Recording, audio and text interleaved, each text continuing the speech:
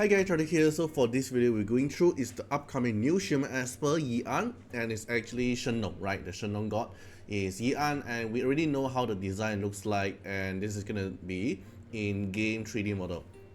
Transparent body, we can actually see through it, and it's like the middle that is like the heart, I guess, is like the heart of Yi'an.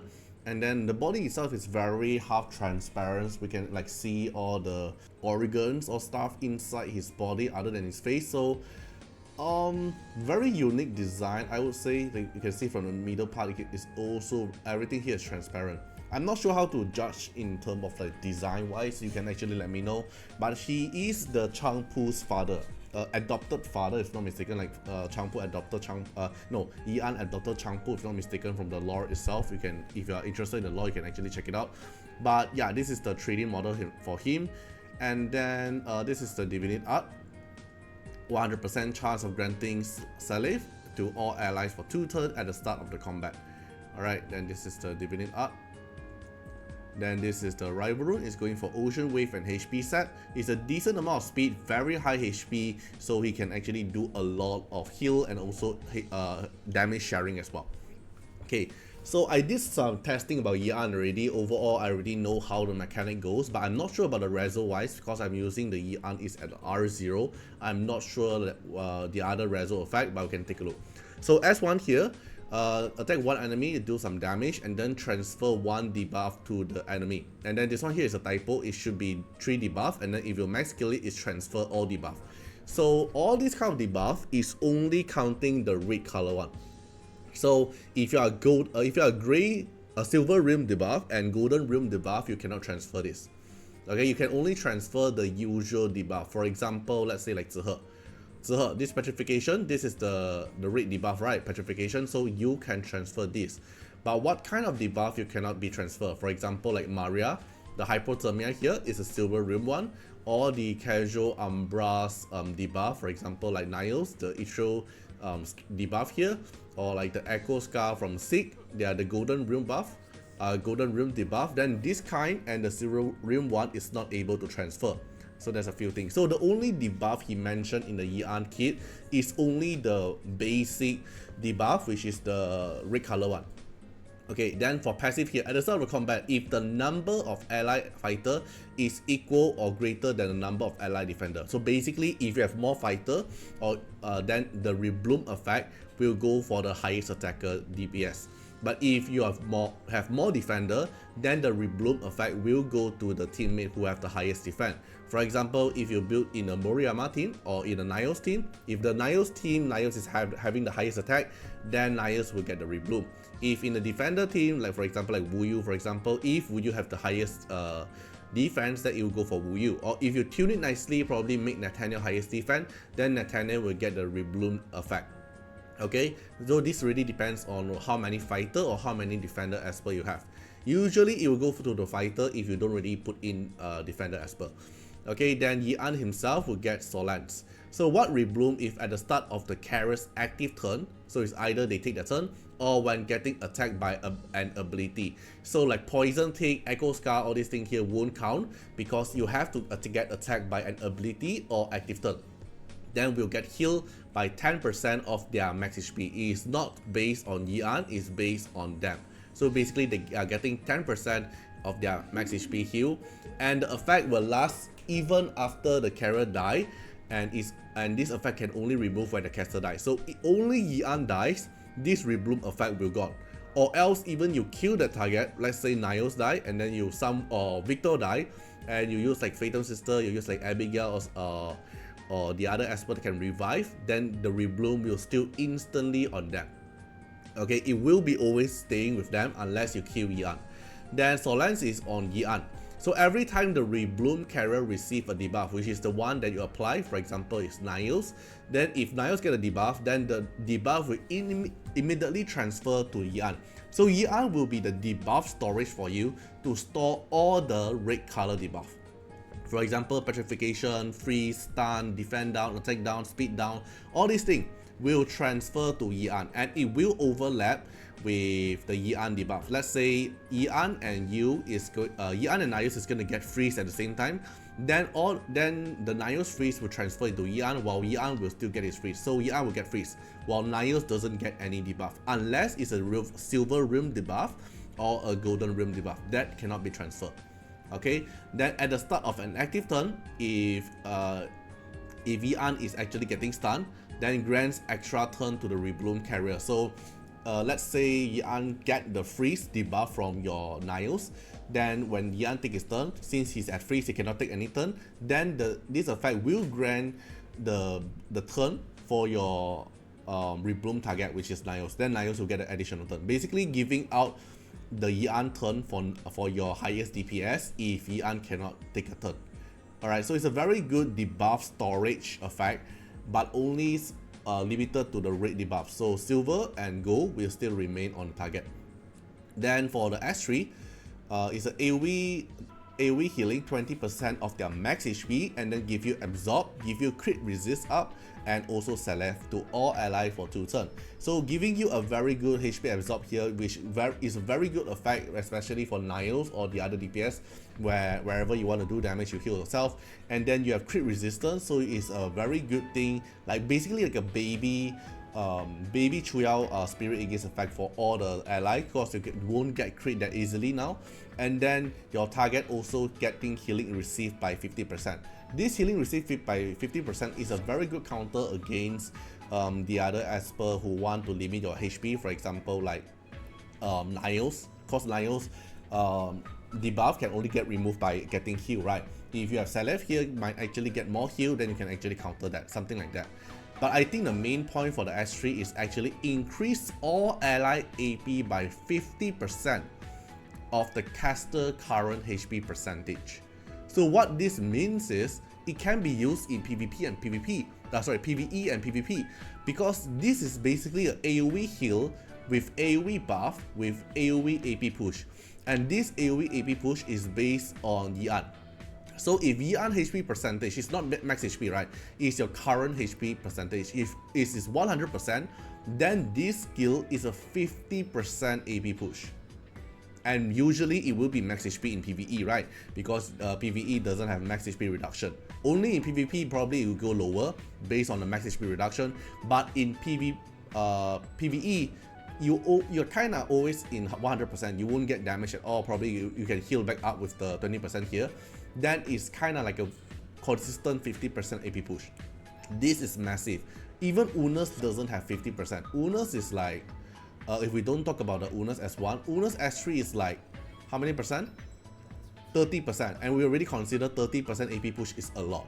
While Yian here is a 50% AP push, but based on the his current HP. So it's inconsistent, but most of the time it will be consistent. This is massive.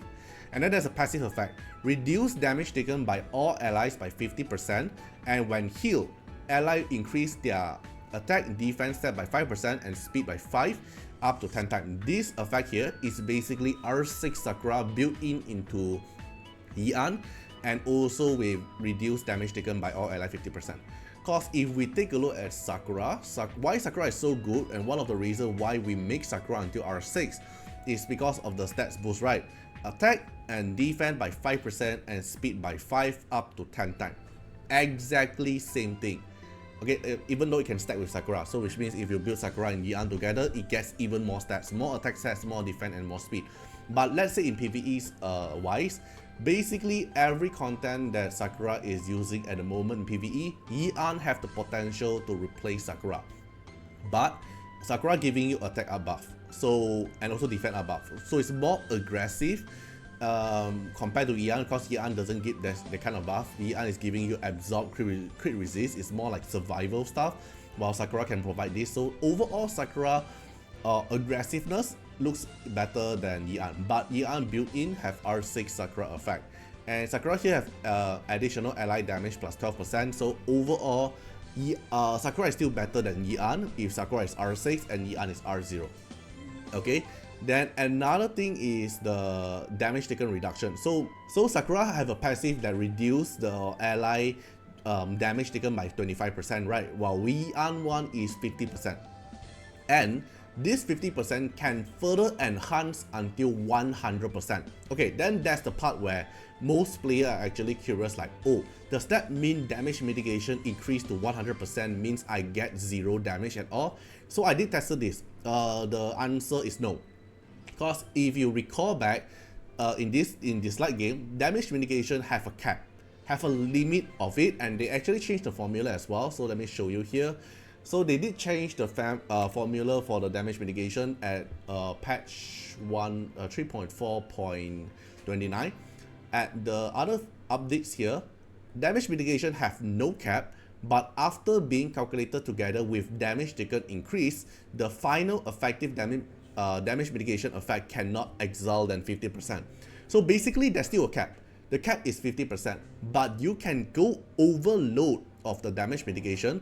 Then after calculate together with the damage taken increase, then your maximum amount cannot go more than 50%. So which means the maximum you can reduce the damage is 50%.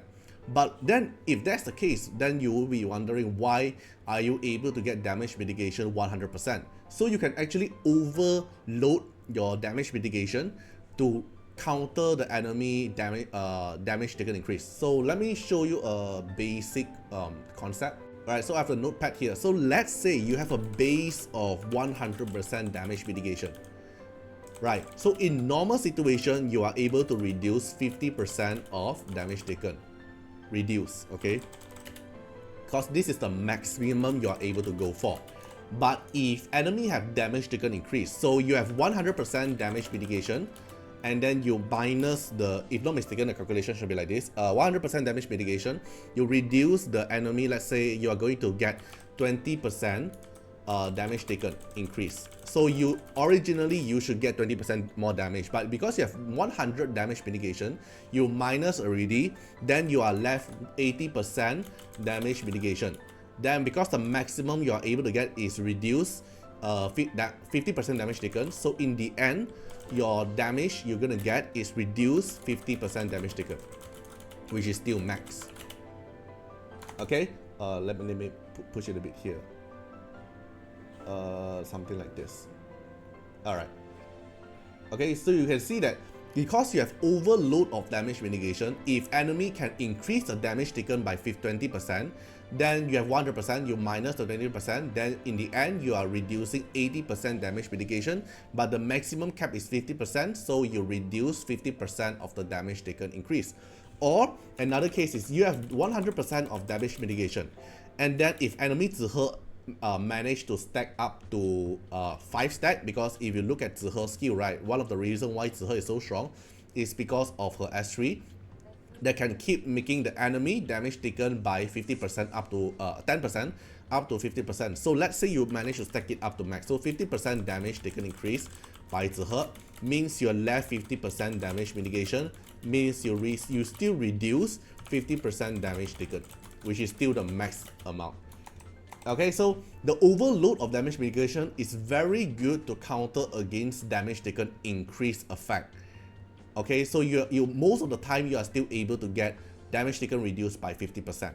Or the last example is you have 100% damage mitigation, and if enemy stack up with, like, let's say Sakura, let's say Zihe here, damage taken increase up to max 50%, and then let's say like Meta Oli. So let's say Meta Oli here have the passive that increase your enemy here another 15% more damage, right? So in the end, they have 65% damage taken increase. Then after you minus it, you have 35% damage mitigation, let's say in the end, and then you're able to reduce 35% damage taken.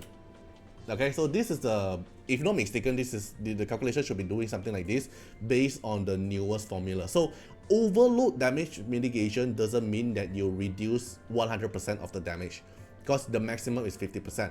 But you are able to use the extra damage mitigation to counter the enemy damage taken increase effect in order to let you still maintain the maximum of the damage taken reduction. Okay, so I hope this part actually clear most of the players' confusion, because I did test it. It don't reduce your damage to 0. If reduced to 0, why are we still fighting, right?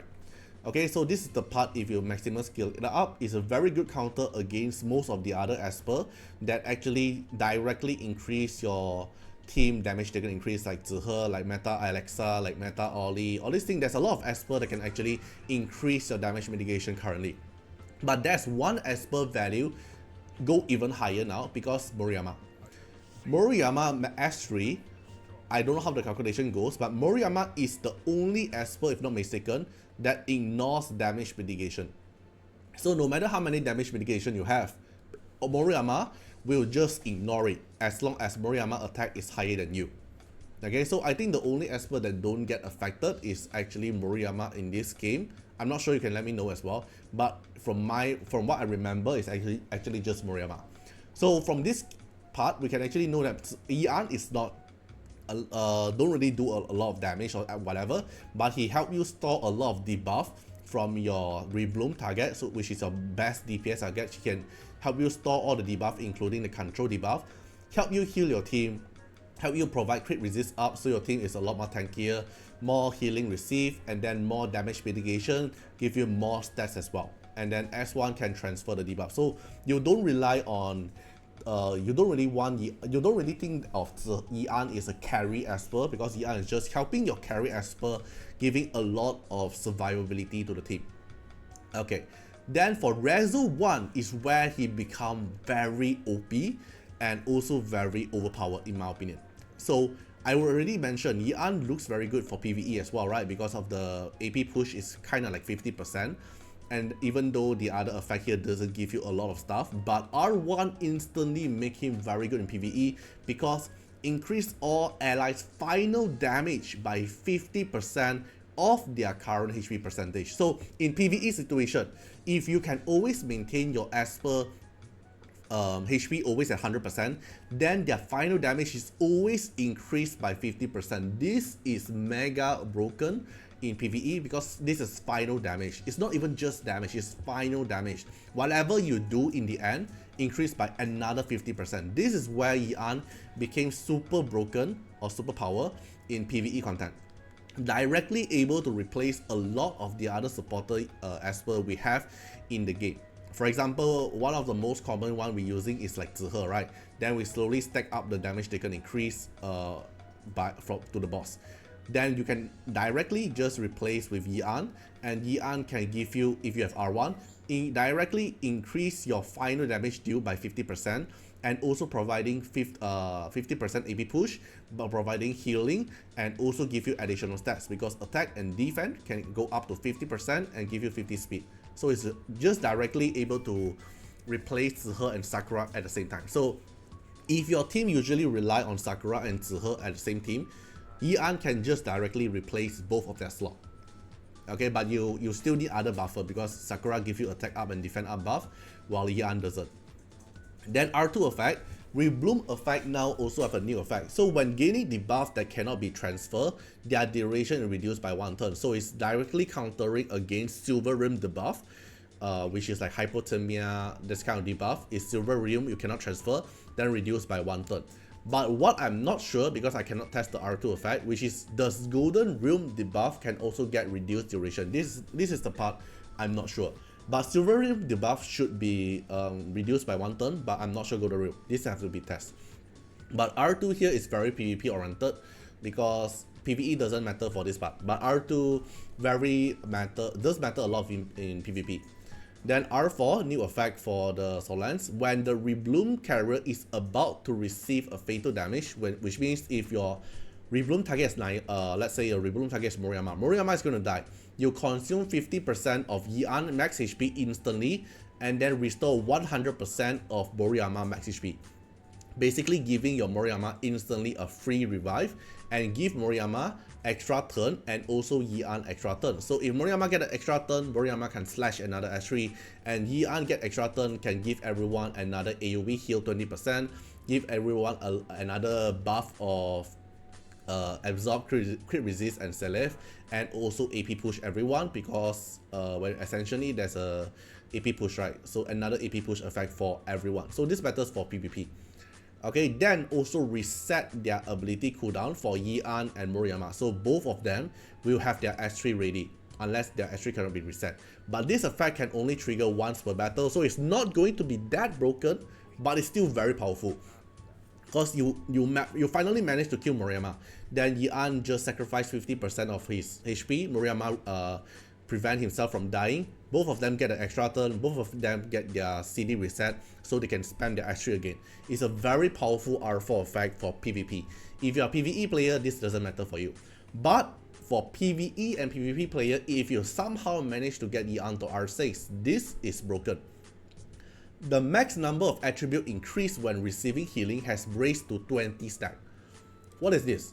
What is this? Is from the S3 effect. This maximum stack, usually you can go up to 10 stack, which is 50% attack, 50% defense, and 50 speed. Now you can go up to 20 times, which is 100% attack, 100% defense, and 100 speed.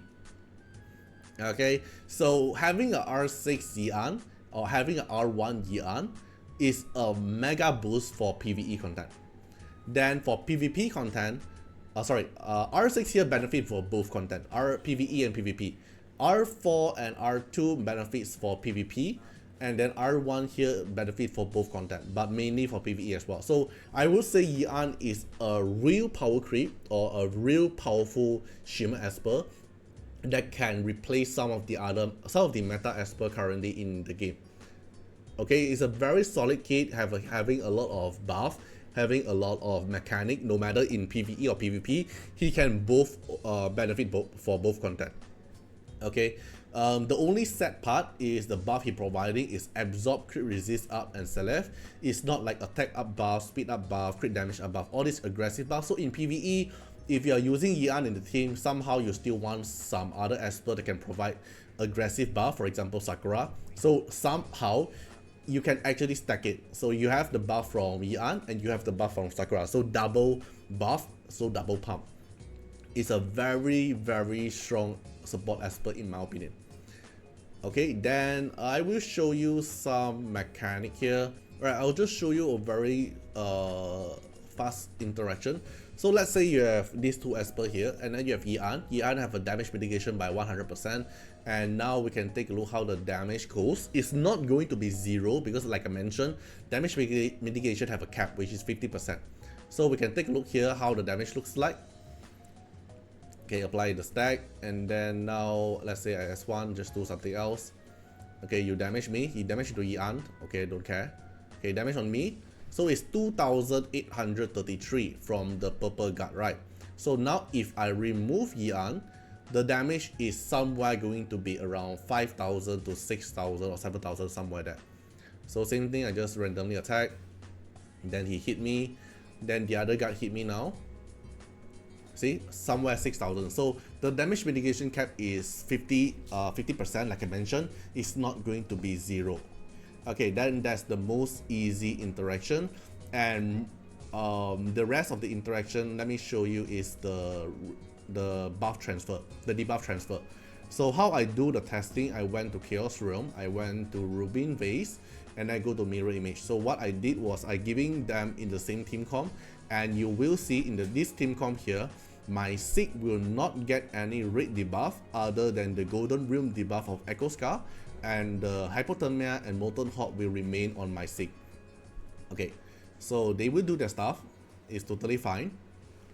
Then you'll see Maria heal up the team, and then you'll see the Echo Scar from Sig here will apply. So Hypothermia is already applied, and then the Echo Scar will still apply on Sig. It won't transfer and it won't move into Yian, okay, because it's silver and golden. And then Molten Hot here, right? Molten Hot just now when Haley attacked, you will see the Molten Hot debuff applies on Sig, but the Seer and also the other debuff will not land on Sig. Okay, another example, so let's say enemy Maria is going to take their turn, right? Okay, where's enemy Maria? Okay, enemy Maria is going to cast their skill.